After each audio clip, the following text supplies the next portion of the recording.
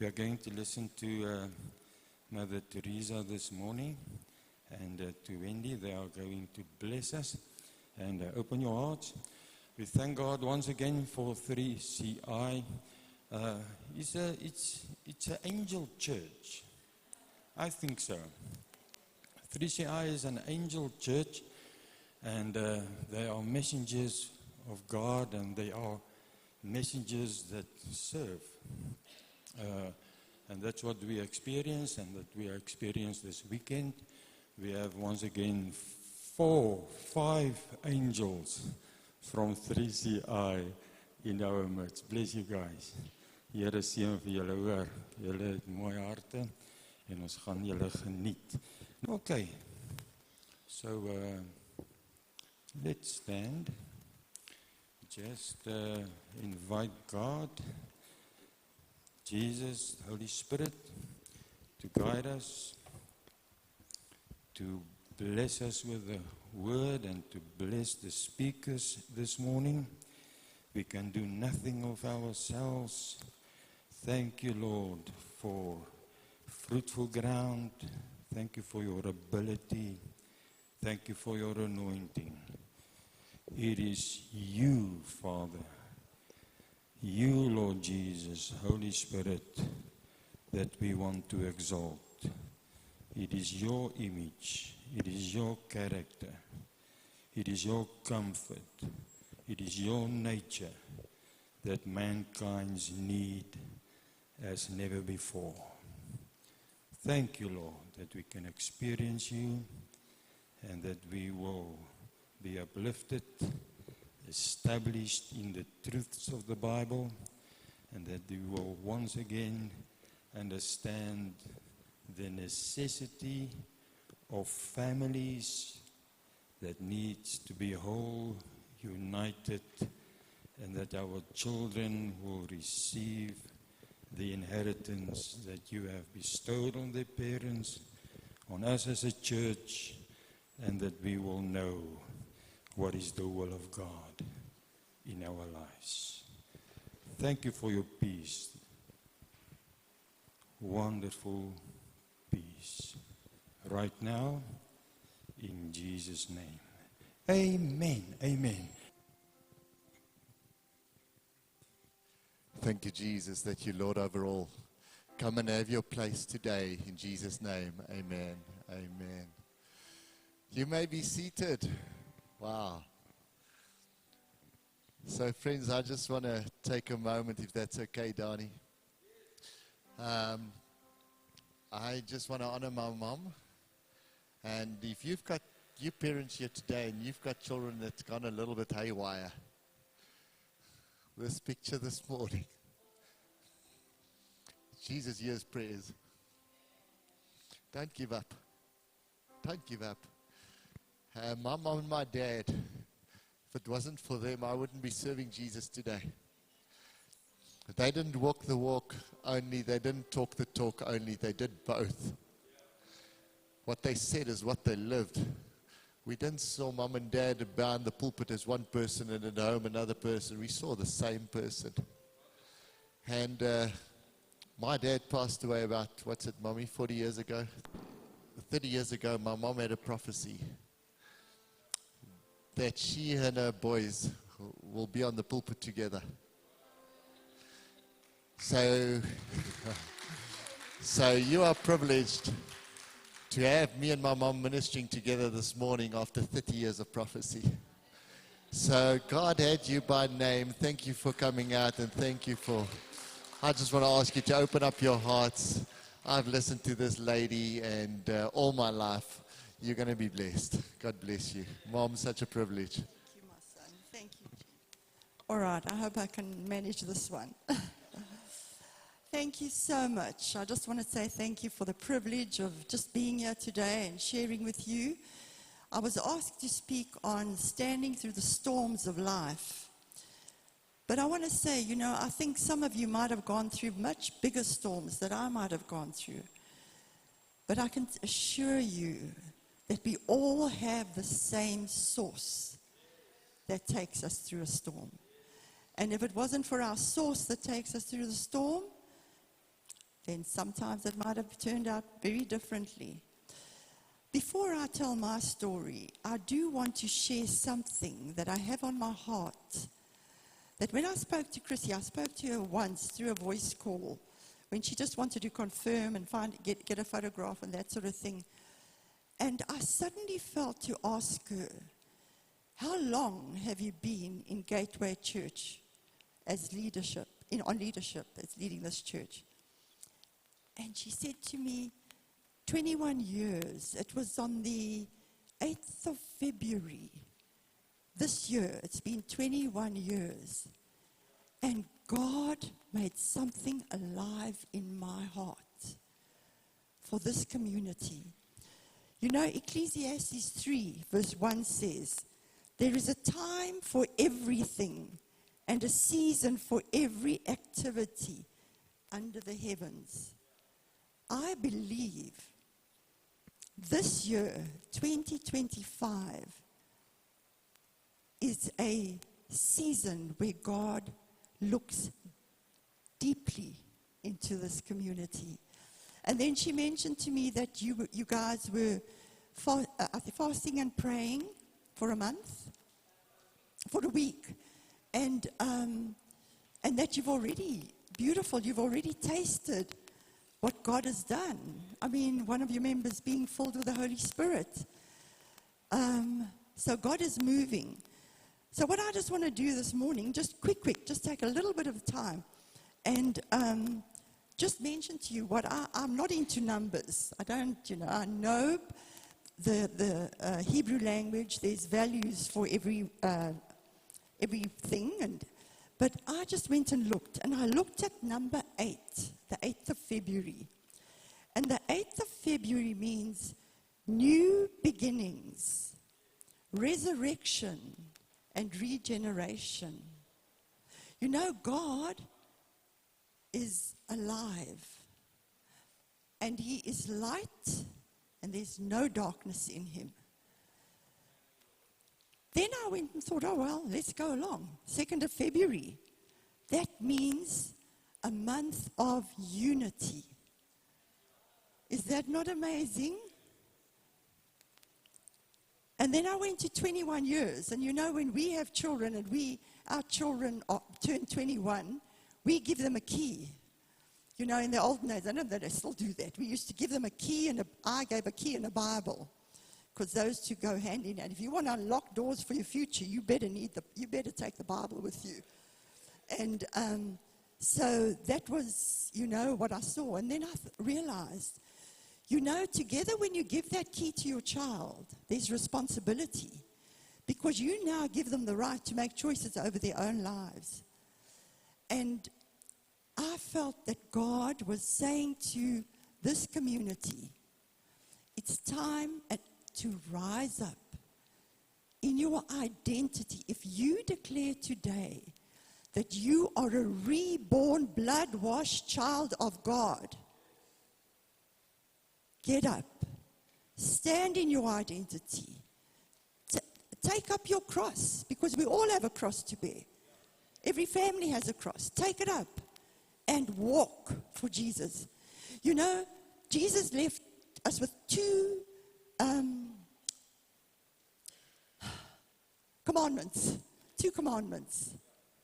He said, you will love the Lord your God with all your heart, all your mind, and all your soul, and all your strength, and your neighbor as yourself. And that can be a lifetime process that God walks with you. It doesn't happen overnight, because we experience life. We live in a broken, fallen world. And so we get touched and hurt and disappointed in this world.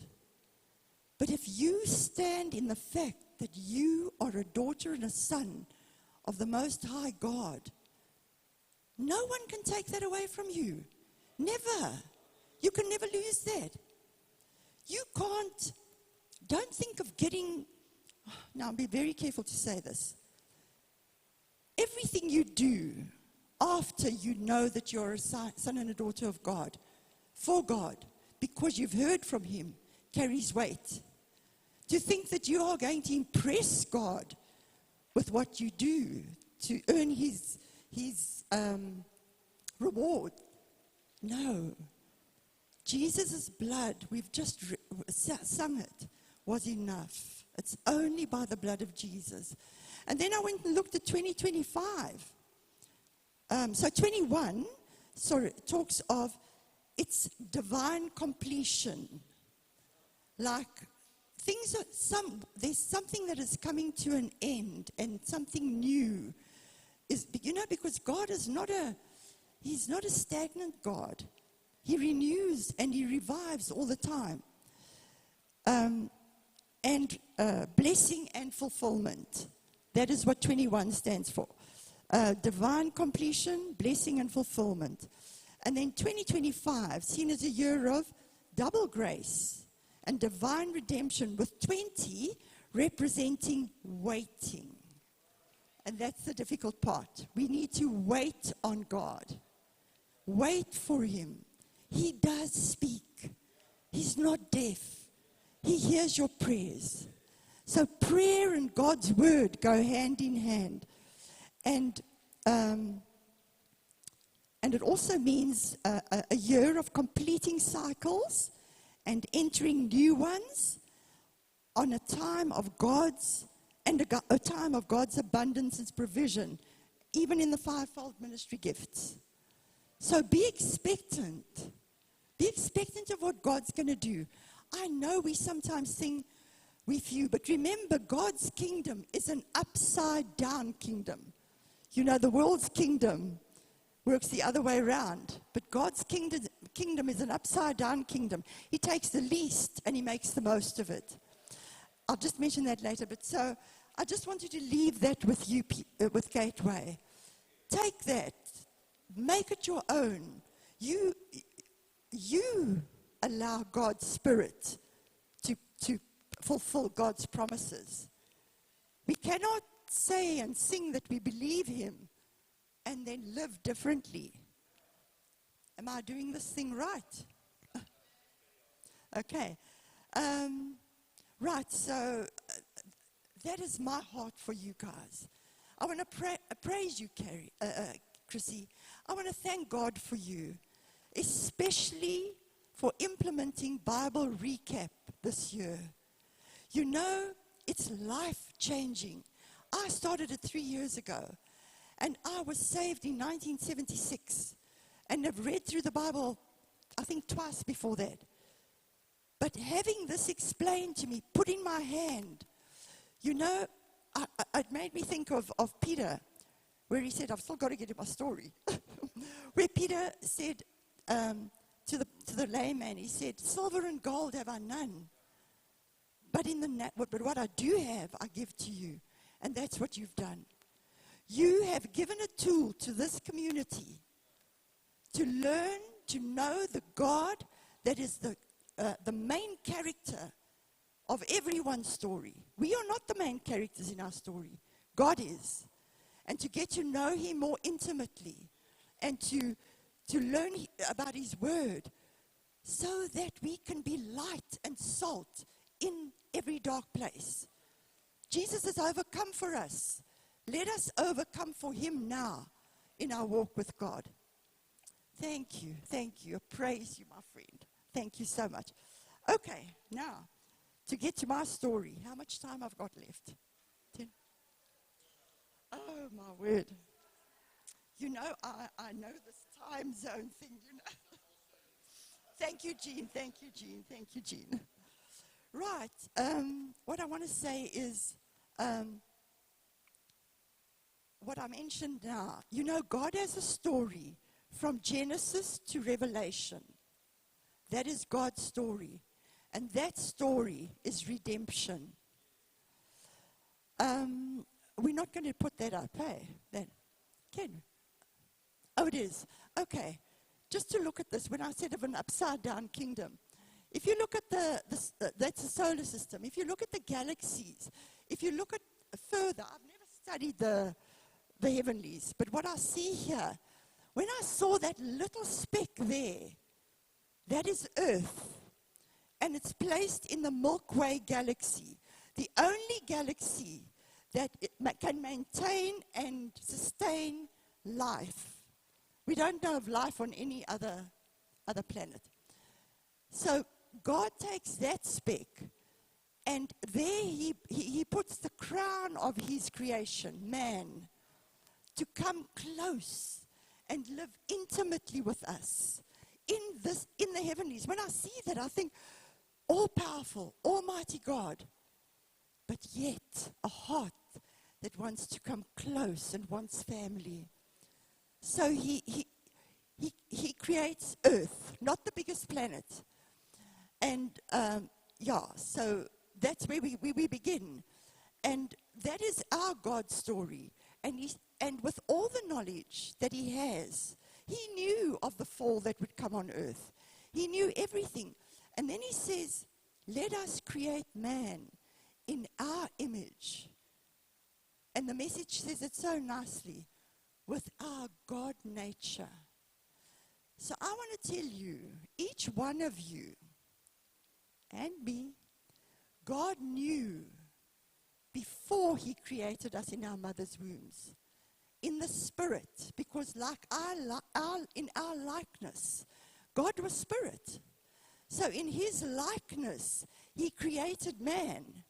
He was able to walk with Adam and Eve before sin came in. There was communion. They understood one another. They didn't need clothes. There was just that awareness that they were one in spirit. That is how God knew us. There's a scripture, I just don't know exactly, but in Genesis it talks, hy het gespeel met die mense kinders. He loved us. He played with us. And then the fall came. And then we lost the beauty of the oneness with God. But in his great love for mankind, he knew he was going to bring a redemption plan. So we get the history of Israel, and then all of that, which I thought, Lord, you were very angry then. But he had to do that to channel the way for the Messiah, our Redeemer. So yes, thank you, Lord, thank you. 3 weeks ago, the Lord often, and when I say speaks to me, please don't think that I hear audible voices, just hear. And he said to me, you are who you are, and you have what you have because of my grace. And I thought, Lord, please fine-tune that for me. You know, am I sort of not where you really want me?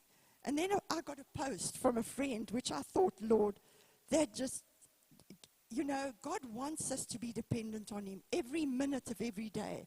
And I think that's why he just reminded me of that.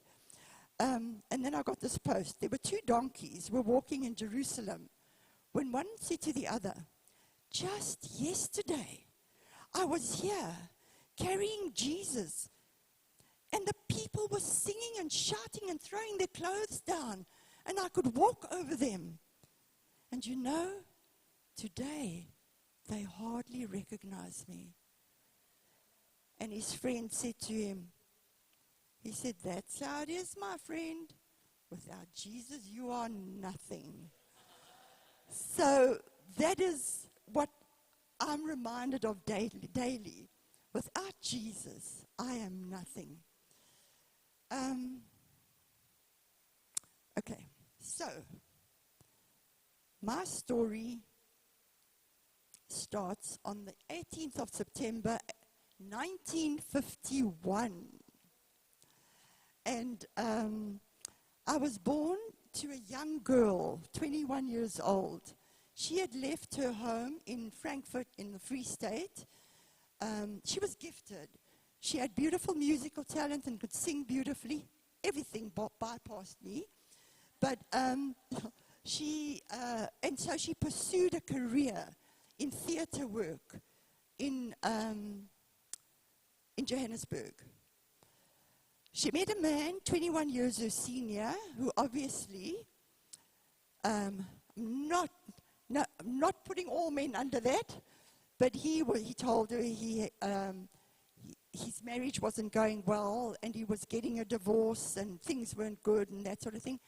Yeah, and the long and the short of it is she fell pregnant. But unfortunately, or fortunately for him, a pregnancy like that heals your marriage very quickly. And he was gone. So he left her. And she wasn't settled in Johannesburg yet. So I heard this story from her in 1979 when I was pregnant with my third child. I met my biological mother. She had given me up for adoption. I was adopted 8 days after my birth. I was adopted by a family, a husband and wife, who couldn't fall pregnant. He was a mine worker, and she was a stay-at-home mom. So I grew up in a middle-class home, but with lots of love, especially from my mother. And I think, lots of the trauma in one's life, if you have a mother that loves you and shows her love, that is why the word says, hope, faith, hope, and love, but love is the greatest, heals many, many wounds in one's life. So I grew up a very happy child, accepted by my adopted family, never felt like an outsider. But unfortunately, there was a family member. Well, my parents, first of all, let me just tell you, my parents weren't saved. I didn't grow up in a Christian home. I think they were aware of church because they sent me to Methodist Sunday school, and they sent me to, the preparation to become a member in church, which I went through all of that. But it was just tradition, we just go through that. But a very close family member, and I see pictures of myself at about the age of 2, standing in my brown cot. And then I would say, "Waar's my doekie? Waar's my doekie?" So I obviously, and I know for sure, I remember up until the age of 4, there was a male a family member that touched me on my body in ways that he should never have. And, I never realized it then, but I think in preparing, I realized that brought so much confusion and concerning trust, concerning love. What is love? You couldn't mouth it. And as a child, you don't mention those things because who do you say it to? What do you say? So there was a lot of confusion. And I just realized that my growing up years and my teenage years, I found it very difficult to relate to the male guys. And I think I had one boyfriend. But then God, in His grace, let me just see, I'm running myself ahead here. I was there. But then, God in His grace, when I was 17 years old, we'd moved to Springs. And the Lord sent Erasmus Peter Smith across my path. And I refer to him as God's gift of grace to me.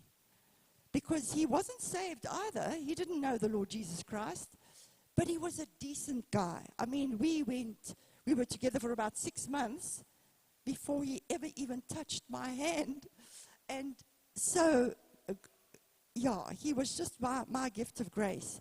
And then I matriculated in 1969. And on the 18th of April, 1970, we got married. And three beautiful children were born out of this marriage. And my eldest is here today. So, God is good. In 1976, Rossi and I, on the same evening, visited an RGS church. Now, my parents who raised me always warned me about these Pentecostals. They do strange things. So, I can just tell you that night, I can't remember the preach, but I just know this Jesus that he's talking about, I don't know. And when the altar call came, we both just jumped up and we went to the back. And I can tell you, both of us got up from our knees and we knew God had called us. But I knew nothing about church. You know, I'd been accepted into the Methodist Church, never went to church again. But I just knew God called us. But I was too scared to tell him. Because just now he'll say he wants to go to college and he'll try to do this and that. Oh, and my mother. Because I had such a feeling of gratitude to the parents who adopted me. You know, that I hadn't grown up in an orphanage. I was so grateful. So I wanted to protect them at all costs. Not wisely always. Really not wisely. But you know, this is what I want to say. Our Father, when he's laid his hand on you, you can try and go wherever you like. He's got you. He says he hems you in from the front and the back and all over. He's got you. So, yes, that was our decision. You know, we accepted Jesus and a whole new world opened up to us. We immediately got so involved in the church. I had 2 children at that stage. I had Eugene and I had John. And I can tell you, these little boys just had to move. Where mom and dad moves for the church, they have to go and have to go. And you know that thing where they often say, don't force your kids to go to church because they will hate the church. Nonsense. But don't preach something and live another life. Be honest. Be real in who you are. And I'm sure they often didn't want to go, but they had a father that would never give them any reason not to go. So what I said was, we walked out of that church that night. My husband, before we had gone in, he took his stompie, shot it away like this before we went into church. We went into church, came out, brand new people. He never touched a cigarette again. He never drank any alcohol after that. Not that if you do use it, that's sin. It was just miraculously such a change within him and me. And we were just on fire for God from that moment. I had an incredible, immediate, incredible love for Jesus. This Jesus that I didn't know. I had one little Gideon's Bible, a New Testament, and I devoured it. I couldn't read enough. I couldn't find enough. And everyone we got hold of, you know, you had to now accept Jesus. You know, you just force it on everyone. So those were, I would say, things that I went through as a child, but didn't experience it as a storm at that time, because I believe God's protection was there. He was there when all this happened. Right, in 1982, now what Rossi had done, he had gone out of school at grade 11 because he was a qualified electrician, with a very well qualified electrician, you know, wireman's license and all that sort of thing. So when he realized that if he does want to go to ministry, he'll have to go to evening classes and get his matric and then prepare himself. So he did that. And so in 1982, he came home from the school. He didn't go back on his trade. He went to a high school, a technical high school, and he taught his trade there. And he came home and he said, you know what? I don't think I can do this teaching thing anymore. I'm tired. And I said to him, you know what I think you must do? Just go and prepare yourself and let's go into full-time ministry.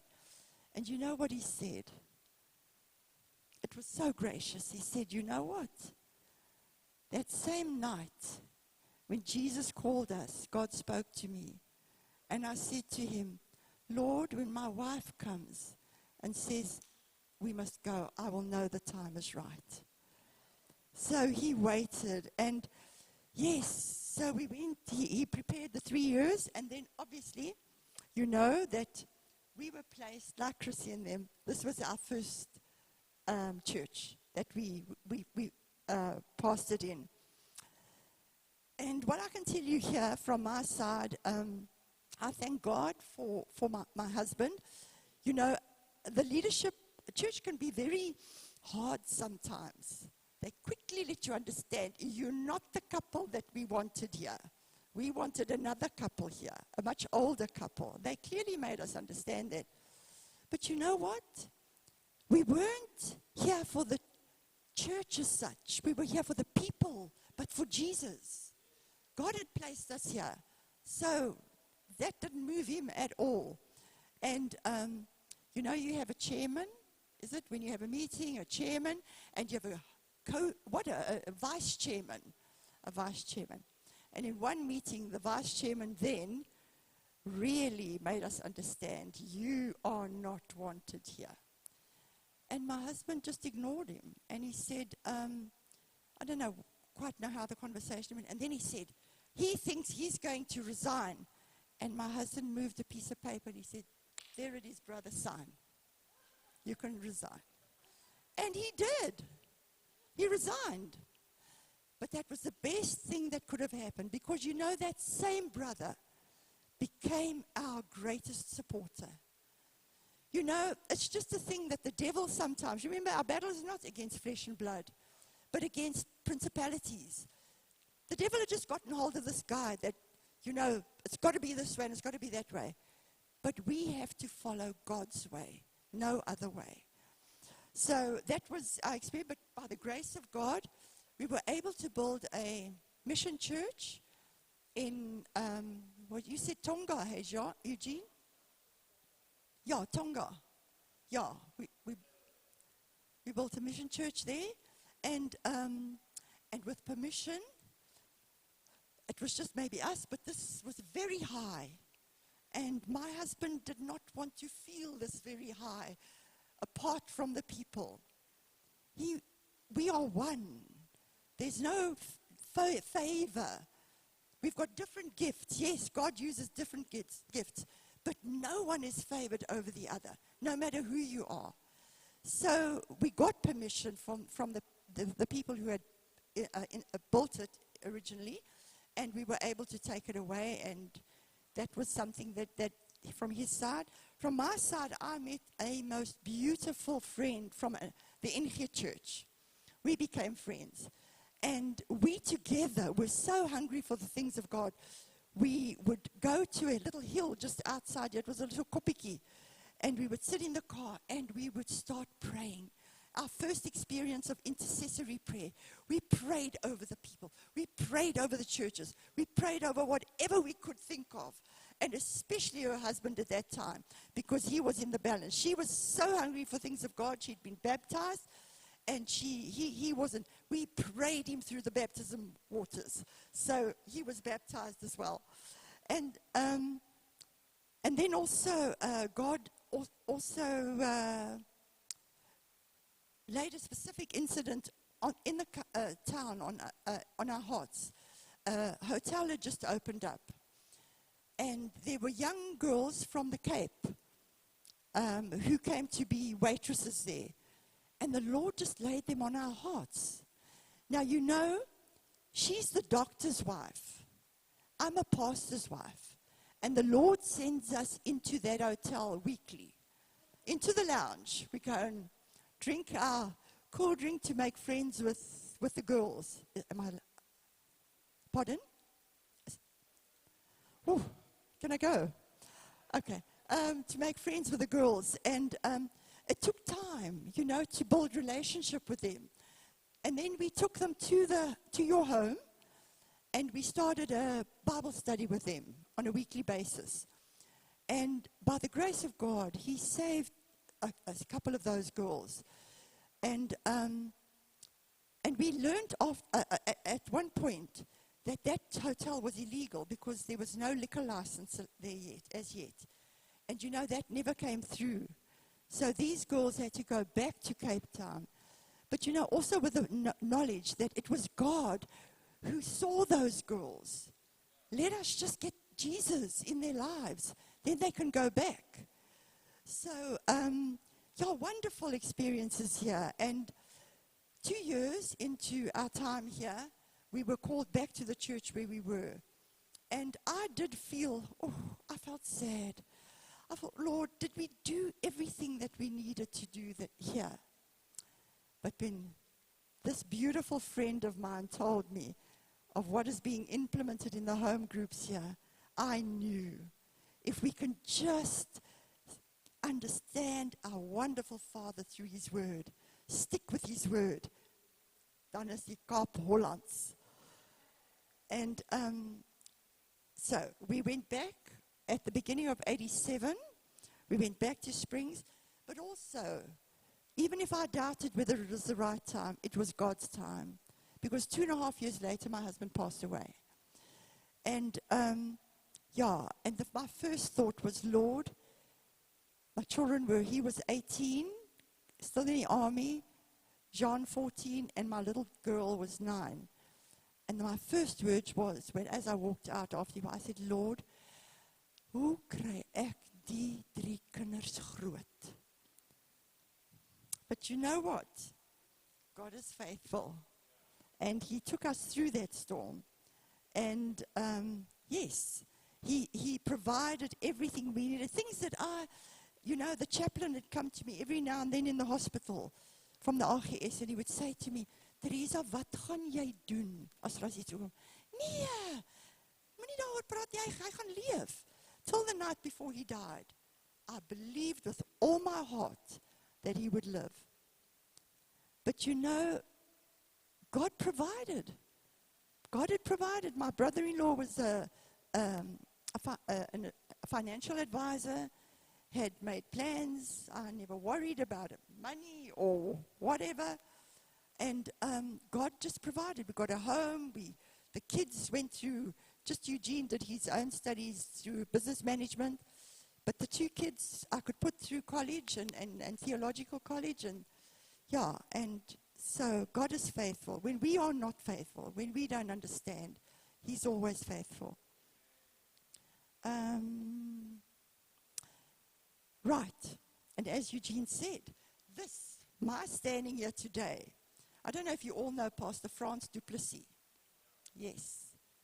One day, when we moved to Durban, and I just quickly want to say, he mentioned one evening when I went out for prayer, he looked me in the eye and he said, you're still going to minister with your sons one day. Now, this is 30 years ago. And this morning, this is a prophecy that is just, even if it's just this once, which is great. I can tell you the stress, which is great. I can tell you this once will be good enough for me.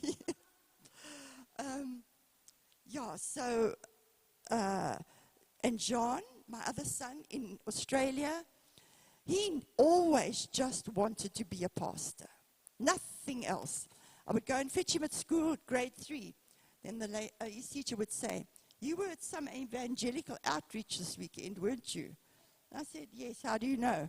She says, no, well, at break time, John got all his friends together and he said, if you feel sick, if there's something wrong, step forward, please. And he would lay hands on them and he would pray for them. So he never, but I must be honest, when it came to college time, he put on the brakes. He didn't want to go through. I don't know how he thought he was going to get into the AGS ministry, but he put on the brakes. But by the grace of God, he finished. And now he pastors in Perth, Australia, Western Australia. And God has blessed us even one step further. His son, my eldest grandson, is receiving his theological degree now at the end of this month. So he's following so it's a 3rd generation pastor in that line of the family. Yes, and okay, so then 3 years after my husband passed away, I remarried. We got married on the 21st of February, 2000, gosh, why did I say that?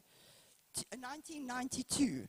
And we have just recently celebrated our 33rd year of marriage.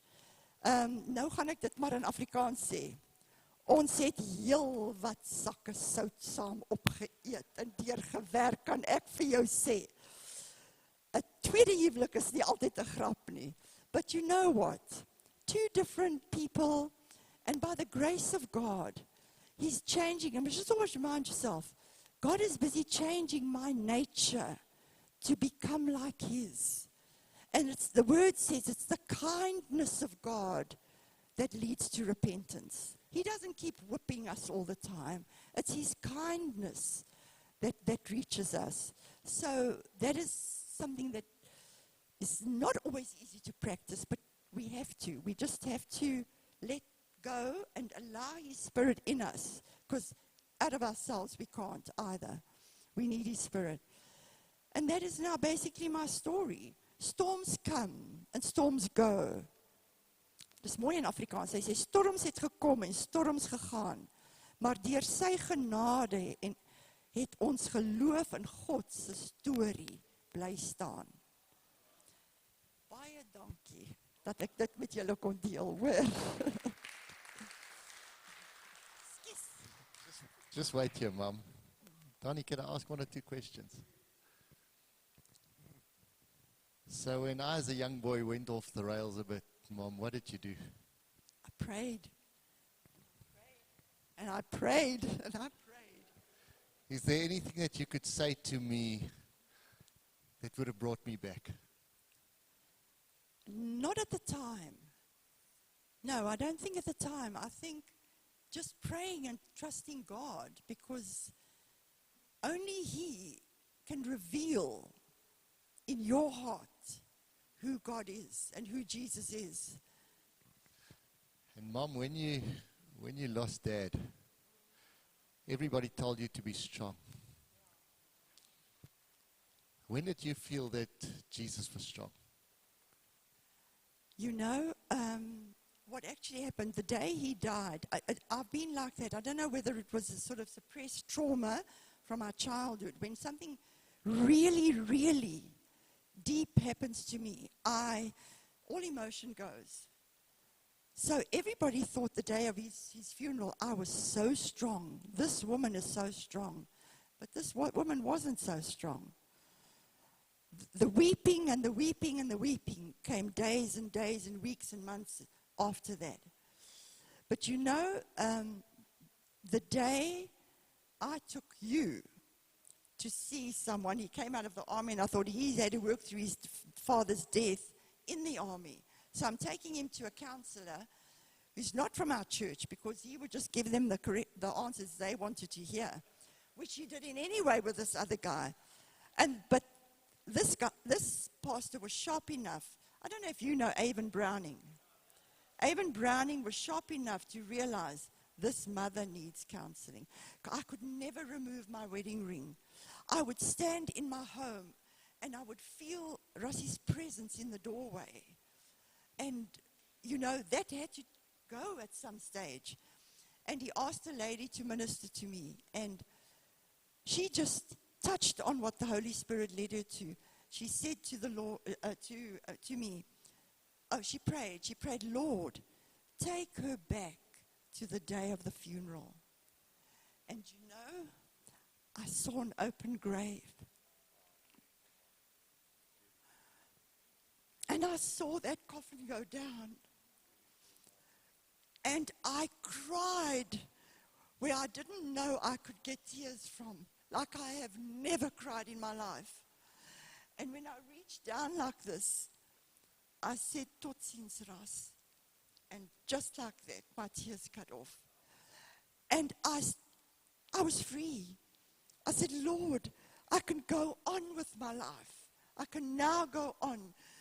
So I can honestly say to you today, the only source of my strength has come from God and His people.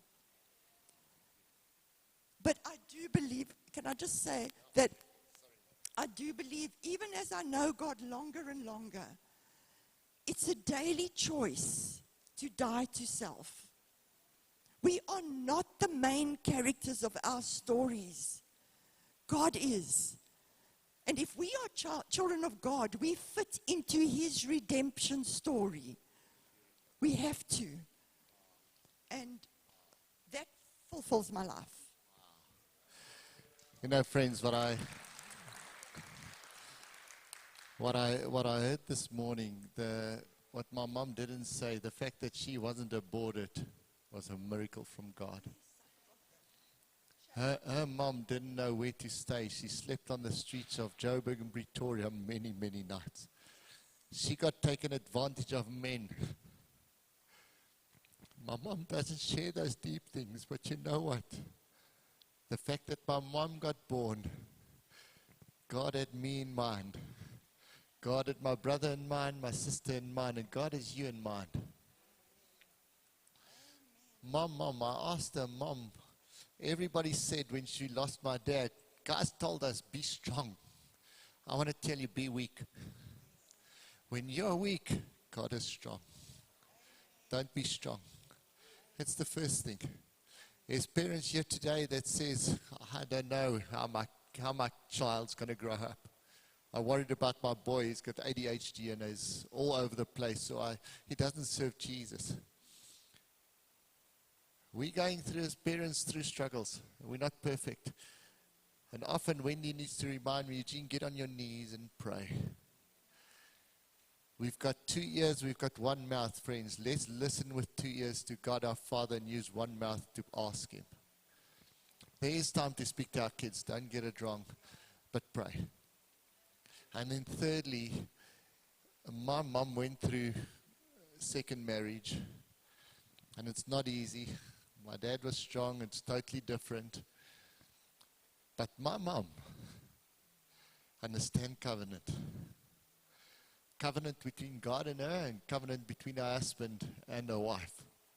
And maybe you thought of walking out many, many times. You know that somebody that's wants to walk out many, many times. Take the D word out of your vocabulary. Stop at A, affection. B, bonding. C, covenant. Stop at C. A, B, C. That will keep your marriage together. So, Mommy, thank you.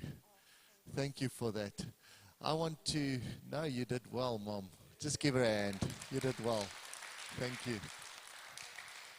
Donnie, if I may, I'm going to ask friends, we're not going to take long. When he's going to be brief. But God's busy with the moment. He won't give a prophecy and send a lady here after 30 years if it's not for one person. Maybe it's a mom and a dad. Maybe it's for children. Guys, I've been a rebel. Ask my mom. She'll tell you all my bad stories. Don't ask her today, though. But you come to a point where you grow up in a Christian home, and then you go to the army and you lose your dad and you follow your own ways. And Jesus, through the prayers of a mom, brings you back. There's a stage where I lost every single thing. I had to go back and stay with my mom and my dad. And they took me back as if I never left home.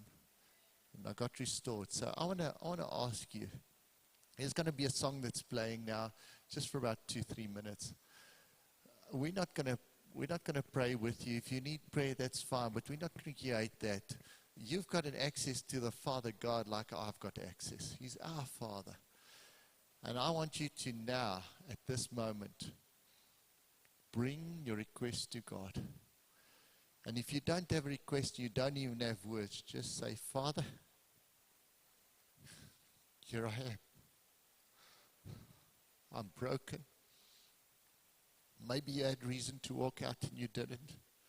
It's God's grace. Just bring it before Jesus. Put it on, please. Mom, thank you. Shared beautifully, vulnerably. You created a moment. Let's just open our hearts, friends. If you want to open your hands, if you want to just be quiet before God. How many times can you hear the same lie before you start to believe it?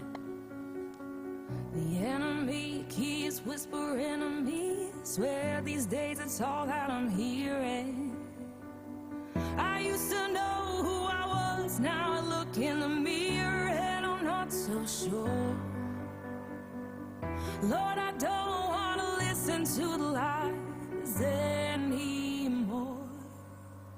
The truth is I am my Father's child. I make Him proud and I make Him smile. I was made in the image of a perfect King. He looks at me and wouldn't change a thing. The truth is I am truly loved by a God who's good when I'm not good enough.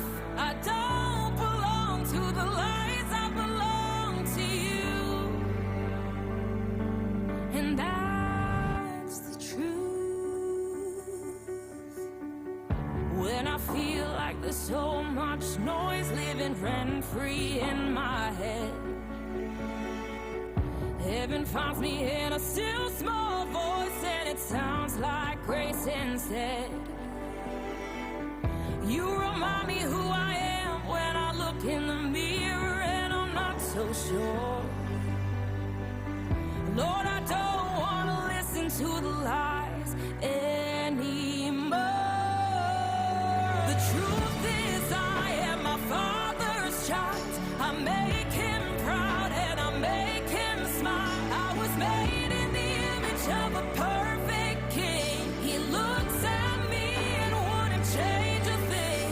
The truth is I am truly loved by a God who's good when I'm not good enough. I don't belong to the lies, I belong to you. And that's the truth. I know who I am, 'cause I know who you are. And I hold your truth inside of my heart. I know the lies are always gonna try and find me, but I've never been so sure. The truth is I am my Father's child. I make him proud and I make him smile. I was made in the image of a perfect king. He looks at me and wouldn't change a thing. The truth is I am truly loved by a God who's good when I'm not good enough. I don't belong to the lies, I belong to you. I belong to you, and that's the truth.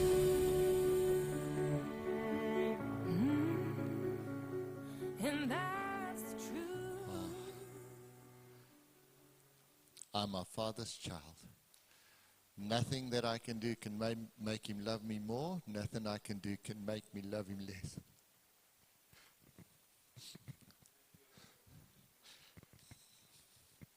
I don't know why I just look at you, Bob Rakes. What's your name? So, Father God, thanks for Renata. Thank you what you're doing in this precious lady today. I don't know why you highlight her, Father, but you know, I pray that you will lavish her with more of you. Lavish her with more of you like never before. I pray for her husband, Father. Lavish him with more of you. Just lavish him today. You crushed your son for us. I pray that you lavish him today.